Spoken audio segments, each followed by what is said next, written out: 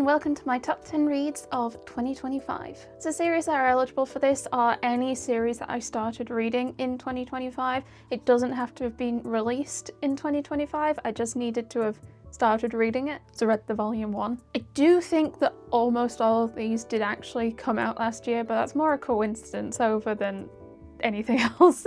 So we have 10 series to talk about, as well as a couple of honourable mentions that I still want to highlight, but you'll see what I mean when we get to them. So the last couple of years I have also done a tier list of every volume that I read. I do still intend to do that. However, the last few years I've tended to read about 150 new series, so 150 volume 1s a year. Whereas in 2025 I read I think between 230 to 250 volume 1s. So that video is going to be a bit of a beast, and I thought because that video is going to be quite long I might not be able to talk about each of the series as much as I would normally like. So I'm still going to do a top 10 video, which I don't think I actually did last year. So this isn't really in any particular order. I wouldn't say number 10 is my 10th favourite and number 3 is my 3rd favourite. I quite liked all of these rather equally, to be honest. So yeah, don't take the ordering in any like set way. The ordering is predominantly just the order I've pulled them off my shelves. So getting into it, the first series we're going to talk about is The Long Summer of August 31st. So this is a time loop manga. For whatever reason, this pairing are looping August 31st over and over again. Once it hits midnight, it resets and it transports them to wherever they were at the start of the day, with everything having reset. So we start the series with the pair of characters having already managed to find each other, because initially they don't actually know each other, they're complete strangers, but the guy decides to figure out a way of seeing if there's anyone else out there who's stuck in the same time loop by standing behind, I think, the live news in a different coloured t-shirt every day, or every August 31st loop. And then someone who's also doing the loop would be like, hey, they also were wearing a different shirt yesterday. So then they manage to find each other and they're like, what's going on? We have no idea. Do we need to do something to break the loop? Is it some sort of regret? What do we need to do? But they don't really know, so instead they kind of just start spending time with each other, seeing if they can just over time figure out what's going on. I truthfully don't feel I can like put the words and like how this series has made me feel. It's interesting seeing the characters and their decision making on what they decide to do, that even though everything resets and re-loops, they generally are still trying to be good people and help people around them if they see someone in need, even though that technically anything they do is just going to be reset and there isn't really much they can do about it. There's still that choice of do good. It is funny, it is light-hearted, there are some awkward moments between the two of them as they do start to catch feelings. And I do think volume 1 is the most awkward out of the ones that are out. I think 3 is out. I think 3 volumes are out. And I read volume 3 actually only a few days ago. So I do recommend it. It is a good read. Next we have Neighborhood Craftsman, and unfortunately, I'm just going to say this up front, this is the only volume that is out, and it might be the only volume out in Japan when I last checked. So as much as I really, really liked it, this is it for now. So the general plot in this, well, there isn't really an ongoing story per se. Each chapter kind of follows a different type of artisan or craftsman, sort of showcasing how they make their craft, be it dyeing fabrics or installing or repairing tatami mats or building baskets.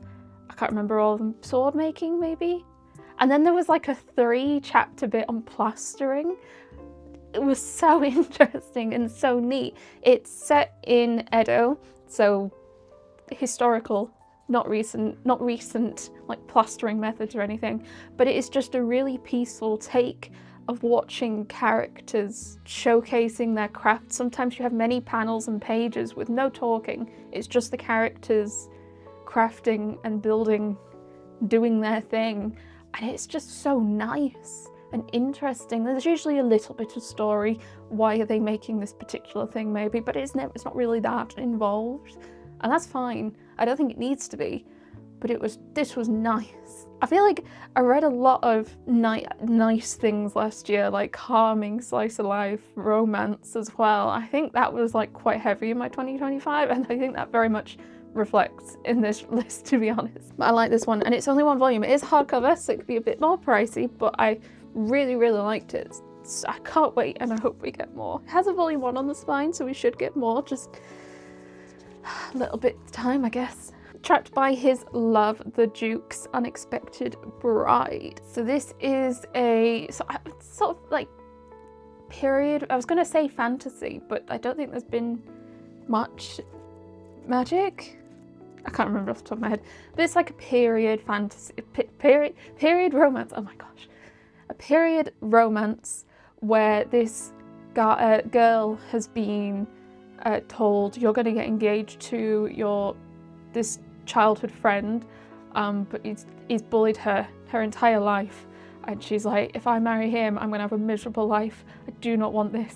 I'll basically just take anyone I can get. And she's like, I'm just gonna stand by the school gate and ask the first guy who walks through to marry me. And she's like panicking, and this guy walks through the gate and she's like, will you marry me? And he's like, yeah, sure. Turns out he's like a high-ranking duke. He's actually like pretty high nobility. Parents seem quite content with this arrangement, and yeah, the girl is pretty confused as to why he seems up for it. And it does quite quickly come to light that he is actually pretty head over heels in love with her. He has loved her for years, but has just never really been able to, for reasons that we do find out in the story in the first few volumes, we do find out why he's never felt he can be open and honest and talk with her about it. So to him, her running up to him being like, will you marry me, was like his dreams come true. But it is like so sweet because it's not really like obsessive, like creepy love. He just absolutely adores her with his whole heart, and it's so cute to read, and I was just so bespotted. And I think there was like 2 times in a row when I went down to London and Forbidden Planet had the latest volume of this in their 3, because they do Tokyo Pop in their 3 for 2, and I got the latest volume. I think it was both volumes 2 and 3, and I got to read them on the train home. And I just sat on the train going oh, if you are into like really over the top cute adorable love and romance, give it a go. I don't think personally it comes across as obsessive, and a couple of the people who I recommended it and have read it said similar things, that they were worried it would like teeter, but it didn't really. So yeah, but I think you need to also be like really wanting to read some like really adorable, cute, all over the top romance to enjoy it. But yeah, so 3 volumes out of this at the moment by Tokyo Pop. Next was actually a release that I was really hoping we were going to get a physical print for. People ask me all the time, like, what would you like to see in print? And like this, I have no idea. Most of the time, I have absolutely no clue. I barely try to keep up with English physical releases, let alone knowing what's out there in digital that I might be interested in. But this was on my list, and now I don't think I have anything on my list if people ask me. So the next series is Campfire Cooking in Another World Volume 1, and this I think had an anime. I think it's had an anime before we got a physical English, but we've had the light novel and the manga printing in English at the same time. They've been coming out in tandem pretty much, but I think they're like thick light novels, whereas this is a lot thinner because it's by J Novel Club. We don't often get too many physical manga from J Novel Club nowadays, though I do think it all comes out of Yen Press, my understanding. When I looked at the Yen Press website, I feel like Yen Press handles, or Hatchet handles, J Novel prints potentially. Anywho, a guy's been isekai'd, and actually quite similar to another series, Daily Life of a Middle-Aged Shopper. The guy's ability is he can use a online storefront based in Japan to order things and bring them through to his new fantasy world. And he does this to like mostly cook. He brings through a lot of food and then cooks it. So they start traveling with some adventurers and he cooks for them. But he also learns that him cooking or food from another world seems to like buff their stats in some capacity to like scary levels. So he's like, maybe I don't do that too much. And then one of his like travels along, he ends up drawing the attention of, I think I'm going to pronounce it wrong because I've never been able to pronounce it properly, a Fenrir, big fantasy wolf basically. One of the most like scary big creatures in this world. It's like #1, can bring down continents and stuff like that. He managed to draw the attention of this Fenrir through his cooking, and he feeds some to the Fenrir, and the Fenrir's like, if you keep feeding me that, I'll be your familiar. And the guy's like, okay, do I have a say? And the Fenrir's like, no, basically you don't. And they start like, yeah. And then they start traveling around a bit, and no one quite believes that he's managed to tame a Fenrir. So he keeps trying to tell people it's just a big wolf. Not all of them believe him. But there hasn't really been like too much more story than that. There is like alluding to some like conflict between countries and wars about to start off. So he's kind of just trying to find a country that'll be nice and chill, where they can settle down a bit. So he's still on the road. He's just trying to like, where can we go? And it's just feeding Fenrir different types of food, different types of cooking on the road.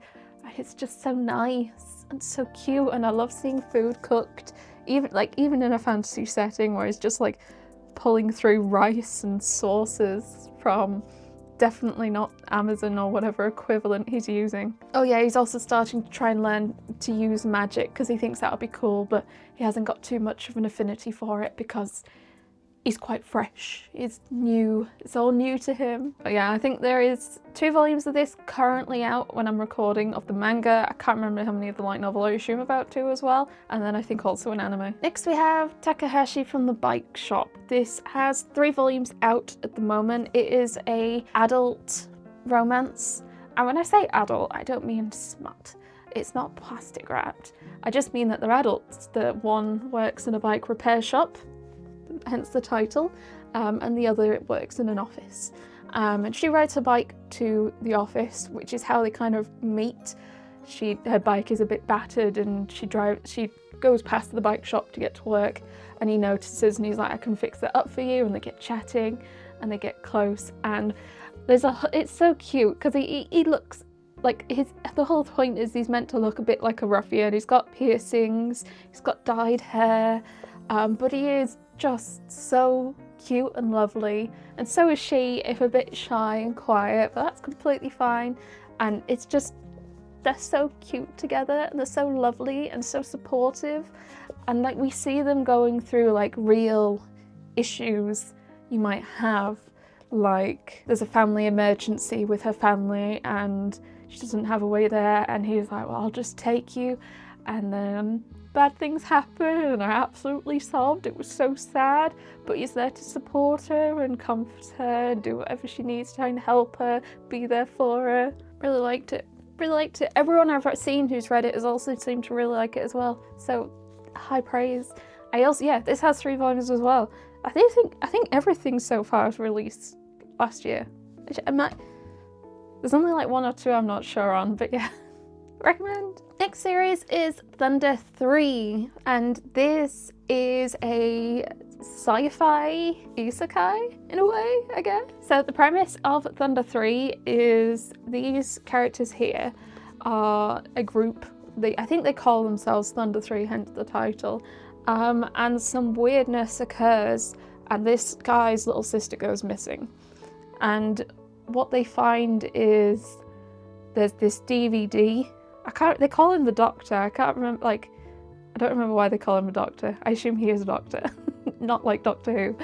And when it's on the TV, it looks a bit weird, it looks odd, and they can climb through it for some reason. They're like looking around, they're like, oh, and then they like fall through, and they're in this other world on just this road, and it looks exactly like their world, but realistic. So these 3 are from like a cartoon anime version of the world, and then they fall into a world that looks realistic. This is what the world looks like that they're from, and this is what the world looks like when they've fallen through the TV, and it is just meant to be a mirror image. So they managed to find themselves in this real world, and like other people that they know as well. And for some reason, we don't really know why yet, for some reason in the realistic world, it's ruled by these aliens. These aliens are like invading and taking over Earth. They're leaving Earth be, kind of, and they're just sort of ruling. So you see these aliens like patrolling around to like watch over the humans and humanity, see what they're up to. And also, for whatever reason, the anime characters in the realistic world have like anime style powers.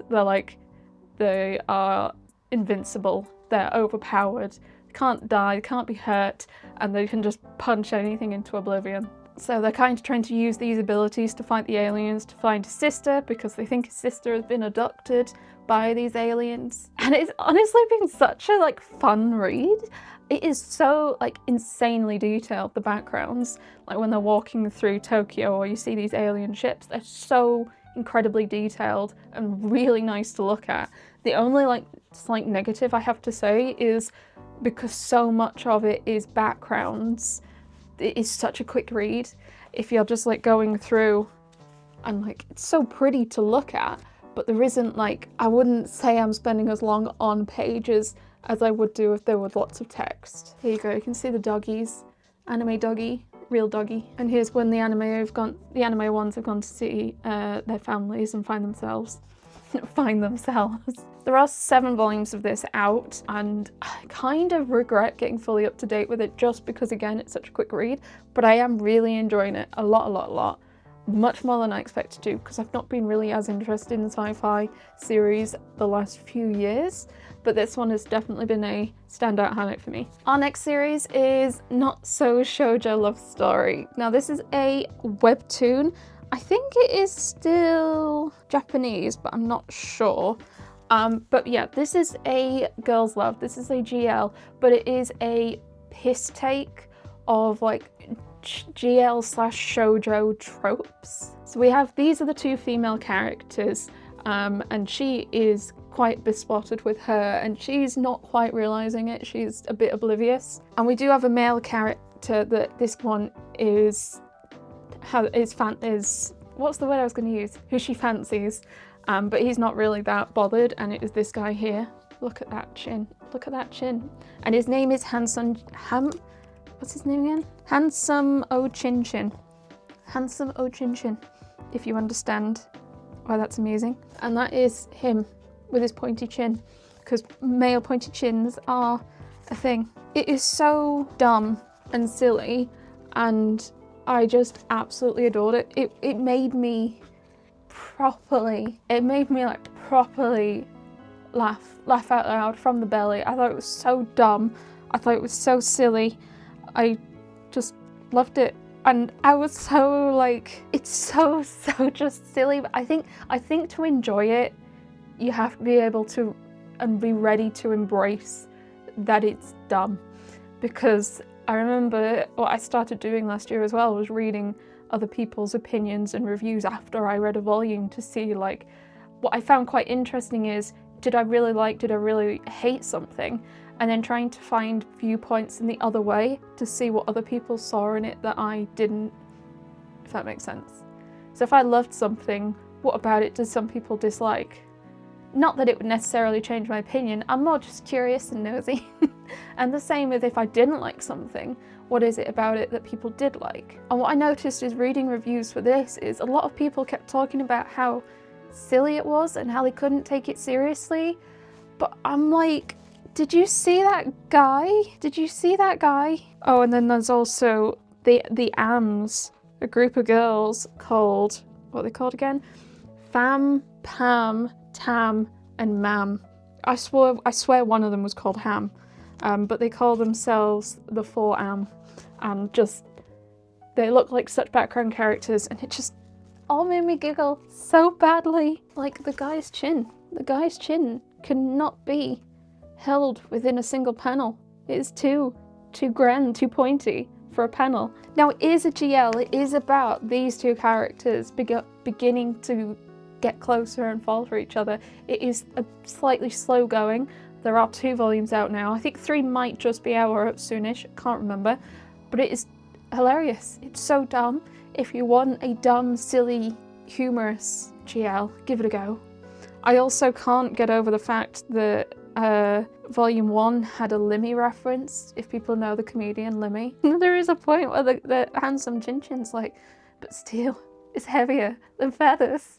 And I was saying, in a webtoon GL, why am I finding a Limmy reference? Of all the places to see a Limmy reference, why is there one here? I lost my mind. So we have 3 more left, so now I'm going to go through my honourable mentions. So as I said, these are still series that I enjoyed. I just didn't want, they weren't quite like top 10 for reasons, but I still wanted to talk about them because I enjoyed them for this year. So the first one is At Your Service in Another World. Now, this is a steamship title. The steamship title is complete at 2 volumes. Volume 1 I really adored. I loved the female character, and it felt like finally we were having a female character that was a bit different to some of the other characters that we get in some of the other steamship titles. And also it was fantasy and an isekai, and also not a villainess.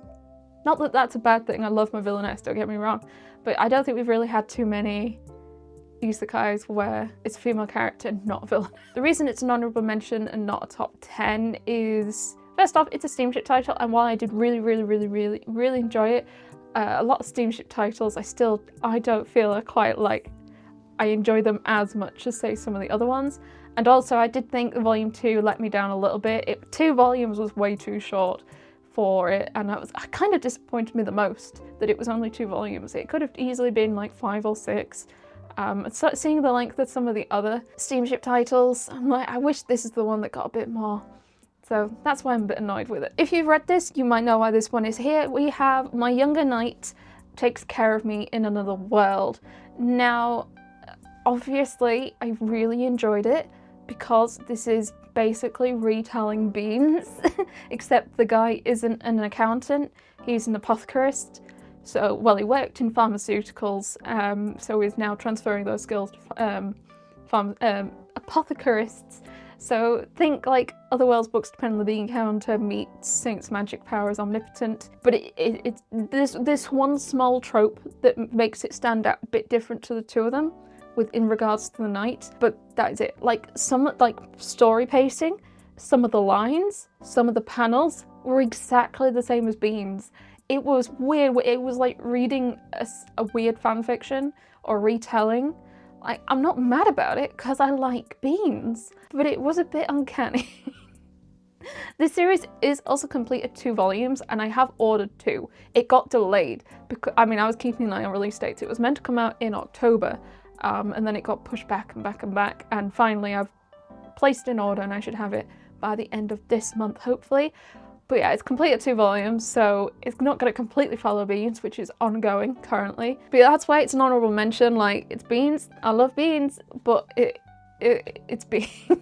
Next we have My Cat is a Weirdo, and it's a cat manga. I did realise when I was pulling all these out, I don't have any cat manga. What cat manga? Have I read cat manga? What cat manga do I want to talk about? So I decided to talk about this one. Towards the end of last year, my mother ended up in hospital with a medical emergency.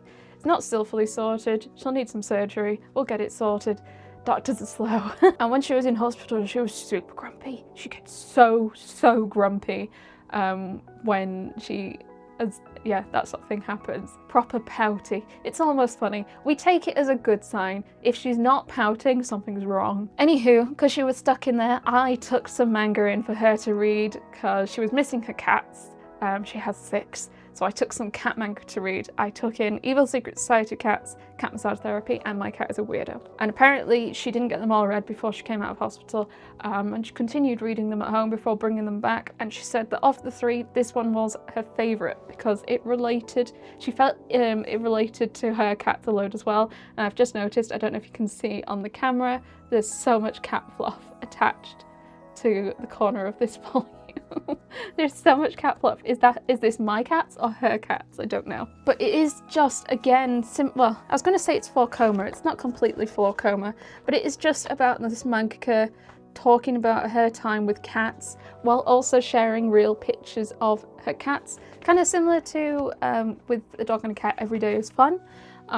We have some wonderful, cute pages like this. But yeah, just silly panels and pages of time with her cat that just felt incredibly relatable. The cats being really weird. I'm taking it as a win in that I'm like slowly indoctrinating my mother into reading more manga, because she did say she'd be down for reading more of this and more of the others and any other cat series I have. So taking that win. This has 8 volumes currently. I think 8 is like just out. Why am I looking up there? I don't have my M's in here. I think 8 is recently out, and it might have been in my recent order as well, but yeah, it's super cute, weird cats. It's not an ongoing story, it's just 4 coma panels with some colour as well about weird cats. Back to the top 10, we have 3 left. So next up is Ayakashi Hunter's Tainted Bride. This is a series that is incredibly similar to My Happy Marriage in that it is about a girl who, in sort of a historical period, though I think it's meant to be more recent. No, actually, I think My Happy Marriage is meant to be more set recently than this one. And also it's quite fantasy with Ayakashi and stuff. I'm derailing. So in this world, we have the Emperor and then sort of 5 families that help support the Emperor. She is born into one of these families, and she, from a young age, is, I think, like, betrothed to someone else, a branch in the family in some capacity. Unfortunately, one day she is attacked by an Ayakashi and is tainted. She has been marked, she's got a scar on her forehead to show that she's been tainted by this Ayakashi. At that point, she is considered tainted by her family. She is no longer engaged to the guy, he's engaged to like her cousin or something, or someone else. She is treated terribly, she is abused, treated as a servant. She has to wear this mask which has sort of the face of the Ayakashi she was attacked by. She's not allowed to speak, treated terribly. Awful, awful, awful. And then one day a guy from another family stops by because he is looking for a bride. He's discussing with the family like what eligible bachelorettes or women there are for him to potentially marry. And he decides then and there he's going to marry her, the girl with the mask. And he's like, right, I'll marry you, let's go. And basically just takes her with him. Bit of confusion from her family. I mean, they don't seem too mad that she's gone, but are also like mad that he's taken away that basically their servant. But when they get back to his residence, he's like, you will not have to live like that anymore. You are your own person. You are not defined by that. I love you regardless. I'll look after you. You'll be fine. And he means it. And he really does mean it. And the estate, people on the estate, him, some of his family are loving and look after her. There are then hurdles that we get throughout the way. Previous members of her family trying to get in the way, members of his family trying to get in the way, other people trying to get in the way. But the pair of them stay mostly strong and they communicate mostly for it. There's, I think, a volume or 2 where she's still like, she's struggling to communicate, doesn't really understand. I mean, after everything she's gone through, she's just not used to it. But it is improving and he tries to help her and it's lovely. I would say I feel I'm enjoying this more than My Happy Marriage, but I don't think it's necessarily, I think it's better. I think My Happy Marriage is going through such a long release schedule that I'm just forgetting when I read volumes what's going on, whereas this I think is getting a new volume like every couple of months or so. We're already on 5 or 6, I believe, and it came out in 2025 as well. So it's published by Caketinz and they seem to be like huffing releases out insanely. I mean, Windbreaker, Blue Lock are getting like monthly releases. This isn't quite monthly, but it's like every 2 to 3 months. I definitely recommend giving it a go if you have been a fan of My Happy Marriage. You can potentially disagree with me if you think you're preferring it more. I'd love to have like a discussion about it. We can have nice, pleasant discussions without getting mad at each other. I enjoy doing that. I love having good discussions with people about manga and series where I won't say like we're not taking it seriously, but like you don't get mad at each other. That's not the point. You don't want to get mad at each other. You just want to talk about it. And it's interesting to get other viewpoints to like help yourself have a fully nice rounded view. Next we have Hiroyoshumi. So this has 6 volumes out and this is like, oh God, I feel like this is such a slice of life series. What is it about? It's a slice of life. It's chill. It's calm. So this guy had ended up befriending this little old lady who didn't really have relatives or friends nearby. He ended up befriending her, and then when she passes away, I think she passes away before the start of the series, but we get some like flashbacks. Oh no, I think she might be around chapter 1. But we do get a lot of flashbacks to the relationship throughout the series, and she leaves the guy her house, and he's like, oh, okay. And then he starts doing some of it up himself, and he's living there. And then his cousin, he offers for his cousin to come and stay with him so she can study at university, I believe, without having to pay for dorms or anything like that. And then it's just a lot of like what they're up to in their life, her going to uni, them living together, him going to his job, his friends, the things they're going through. There isn't really like a ongoing plot or storyline. We get some new characters coming around, and sometimes we then get chapters around them and things they're up to. But it's like a big breath of fresh air reading it. It's just nice. There are sad bits, especially when we keep flashing back to the little old lady. You get a bit sad. There's things that they go through, real life things, and like issues with jobs and money and starting families and things going wrong in the house, and you need to pay for that. And it's still such a pleasant read. You don't even think it's like one that I need to necessarily binge to enjoy, whereas with some of the other, like to remember characters and stuff, I don't feel like with this one. I feel like reading a volume every now and again is perfectly fine, and it's quite easy to catch up on who's who and what's going on. I think there are 6 or 7 volumes of this out at the time of recording, depending. And again, I would recommend. Our last volume that we are going to talk about today is Reliving My Life with a Boyfriend Who Doesn't Remember Me. This was so good. Oh my gosh.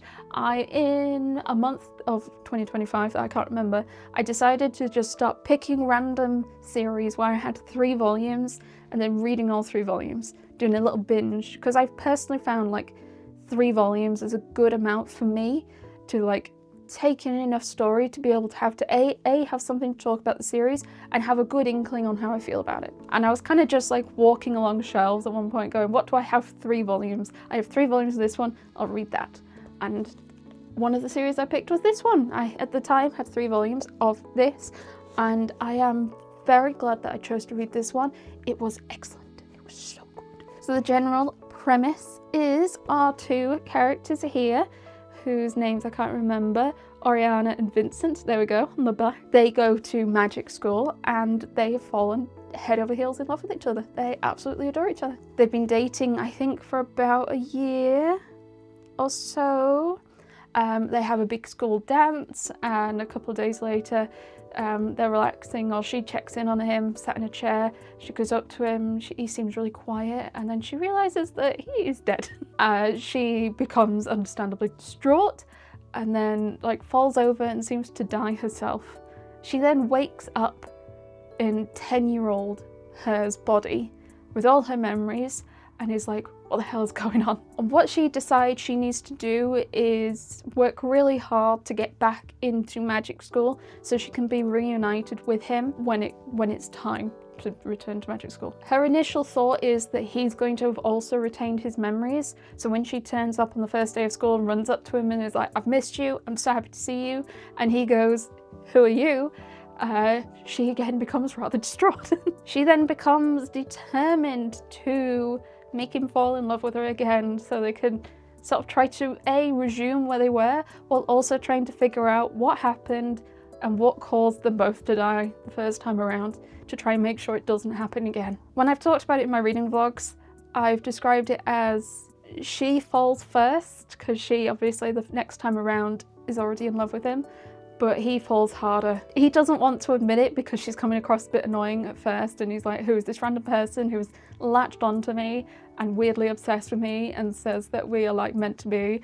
Who are they? So yeah, he's a bit like, but he does start to like change and have feelings for her, but doesn't really vocalize that to her because he's like a bit grumpy and annoyed at himself. But he is very, very definitely quite aggressively head over heels in love with her as we are progressing through the volumes. And oh, it's so good, it's so wonderful. If you're looking for a fantasy romance with like some mystery to it because we're trying to figure out what the hell happened, highly recommend. There are 5 volumes out of this right now.